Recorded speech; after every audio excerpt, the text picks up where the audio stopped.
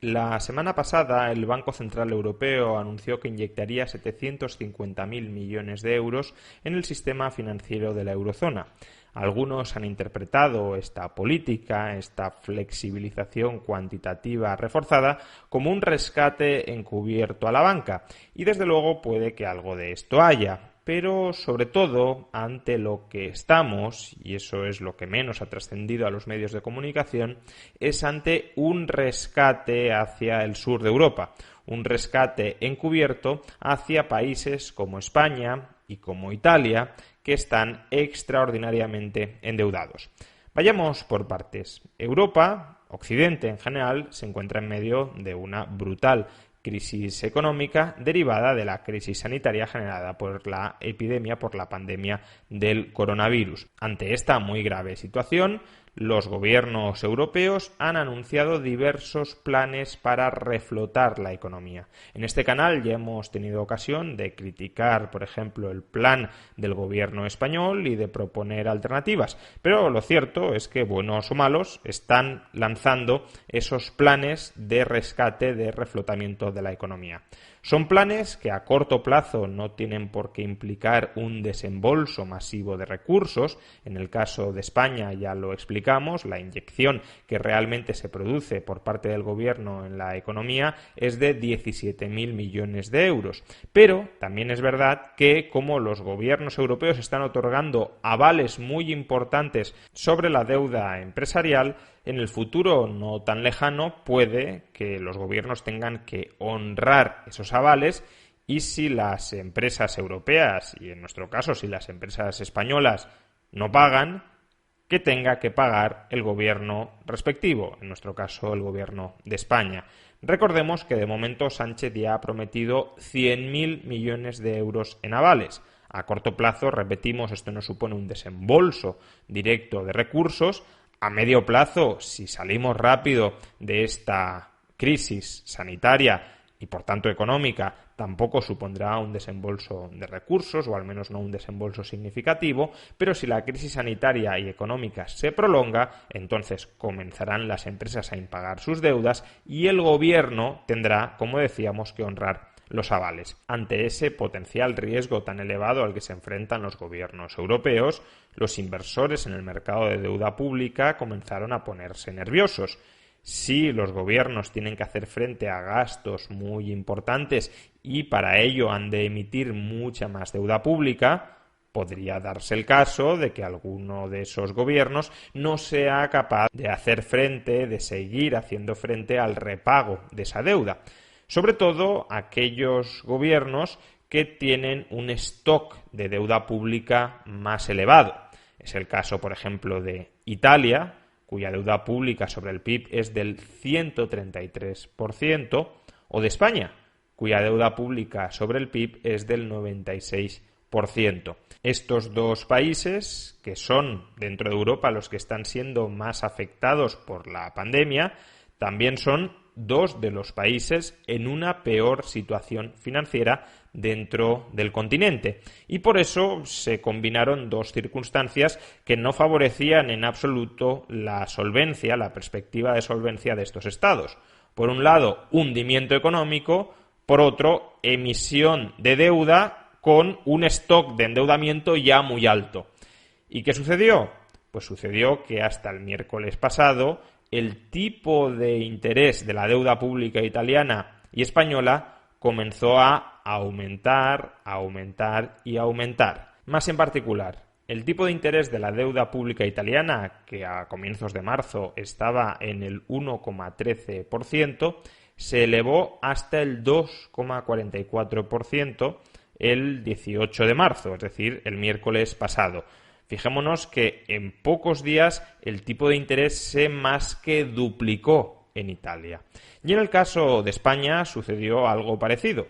El tipo de interés de la deuda pública española a 10 años, que estaba en el 0,29% a comienzos de marzo, se elevó hasta el 1,24% el 18 de marzo, es decir, que se multiplicó por 4. Evidentemente, unos tipos de interés del 1,3%, del 2,5% por la deuda a 10 años siguen siendo unos tipos de interés bastante bajos, pero lo preocupante no era tanto el nivel que ya habían alcanzado, sino la trayectoria total y verticalmente ascendente que estaban mostrando esos tipos de interés. Básicamente, los inversores cada vez confiaban menos en España y en Italia, y no había perspectiva de que esto cambiara, al contrario, había perspectiva de que siguiera empeorando, y estos países, mientras los inversores confiaban menos en ellos, tenían mayor necesidad de emitir deuda.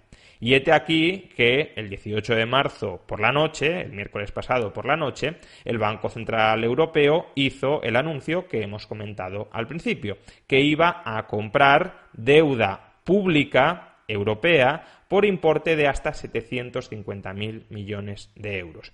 Este anuncio lo que en última instancia significa es que el Banco Central Europeo va a dar euros a cambio de cualquier título de deuda pública emitido por gobiernos de la eurozona, con independencia de la solvencia de los gobiernos que lo emitan. Por tanto, un banco privado que compre deuda pública italiana puede transformarla posteriormente en euros contantes y sonantes a través del Banco Central Europeo, y con independencia de si el gobierno italiano es muy solvente o muy poco solvente. La deuda pública italiana o española pasan a ser activos inmediatamente convertibles en euros, en reservas de euros, gracias al programa habilitado por el Banco Central Europeo. La consecuencia de ello, claro está, es que la demanda privada por deuda pública italiana o por deuda pública española se vuelve a incrementar, con independencia de si la solvencia de estos países ha mejorado o no, y por tanto sus tipos de interés vuelven a caer. Podemos observar en los gráficos cómo claramente el día 18 se marca un pico en el encarecimiento de la deuda pública española e italiana, y a partir del 18 los tipos de interés, el coste financiero de esta deuda se vuelve a desplomar debido a la intervención del Banco Central Europeo. Pero ¿por qué el Banco Central Europeo tuvo que hacer esto? ¿Por qué tenemos tanta dependencia de que una institución como es el BCE apruebe nuevos programas para adquirir nuestros pasivos, nuestra deuda pública?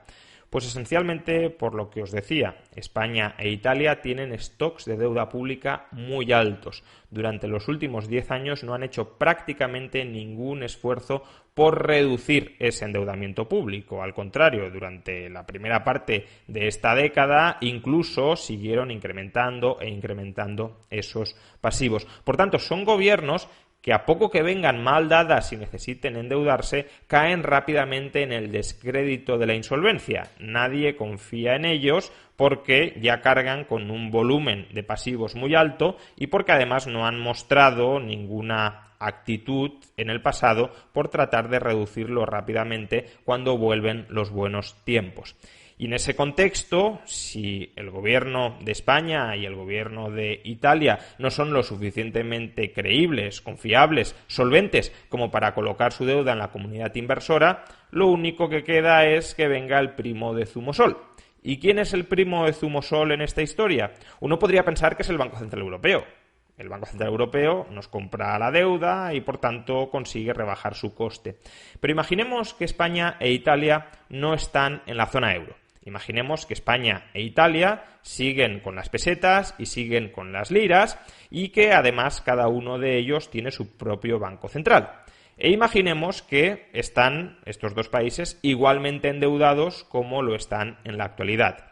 Y para intentar rebajar el coste de su deuda, lo que hace el Banco de España o el Banco de Italia es lo que acaba de anunciar que piensa hacer el Banco Central Europeo. Es decir, el Banco de España anuncia que comprará deuda pública española a cambio de pesetas y el Banco de Italia anuncia que comprará deuda pública italiana a cambio de liras. ¿Cuál creemos que sería el resultado de esta política?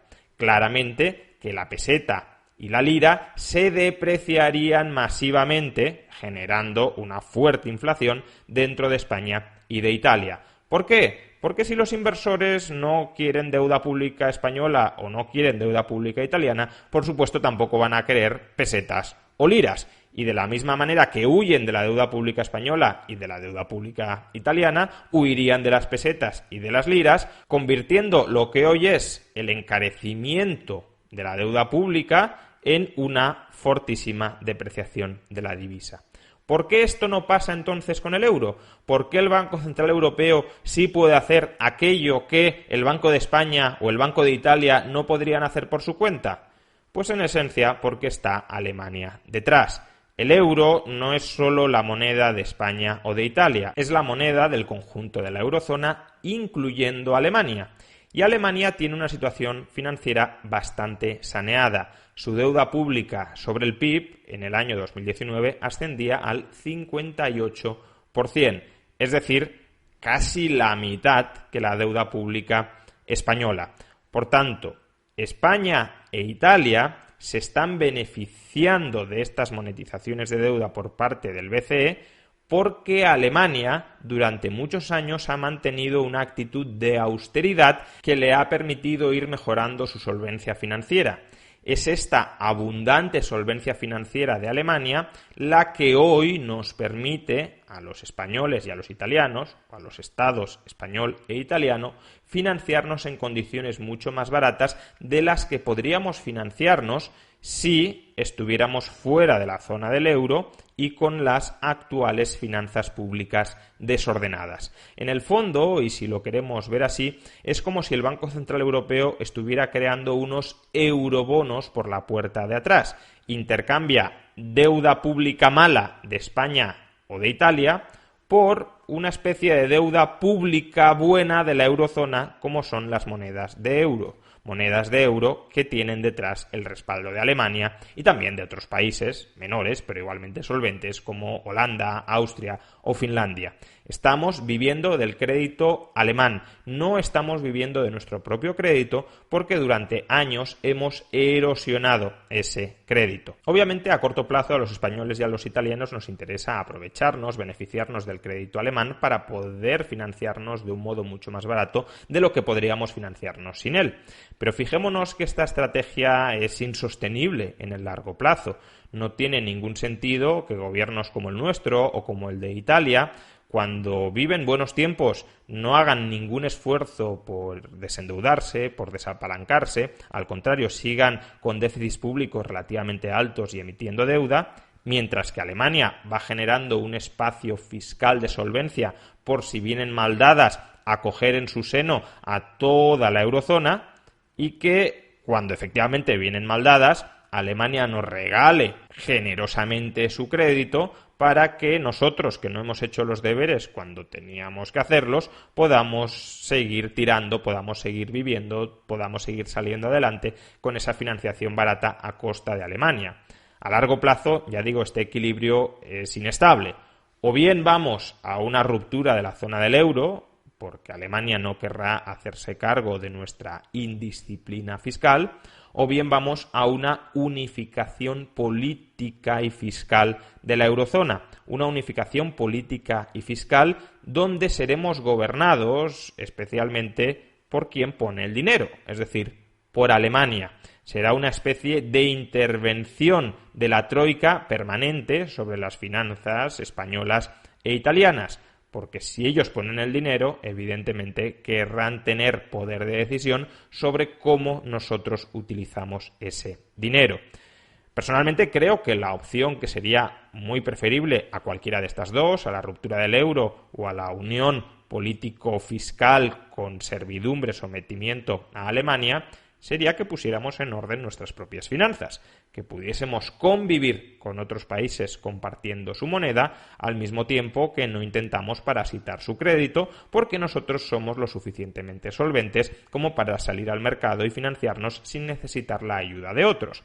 Pero para esto deberíamos haber empezado desde hace años a reducir nuestro endeudamiento público. Pero tanto el gobierno de Zapatero como el gobierno de Rajoy, como ahora el gobierno de Sánchez, lo único que han sabido ha sido o endeudarnos masivamente o mantener ese endeudamiento público en unos niveles extraordinariamente altos y extraordinariamente insostenibles cuando vienen mal dadas. Lo acabamos de comprobar ahora, sin el espaldarazo alemán España no habría podido salir adelante en medio de esta crisis sanitaria que se ha convertido en una crisis económica y que también, insisto, sin el espaldarazo alemán a través del Banco Central Europeo, se habría convertido en una crisis de deuda pública.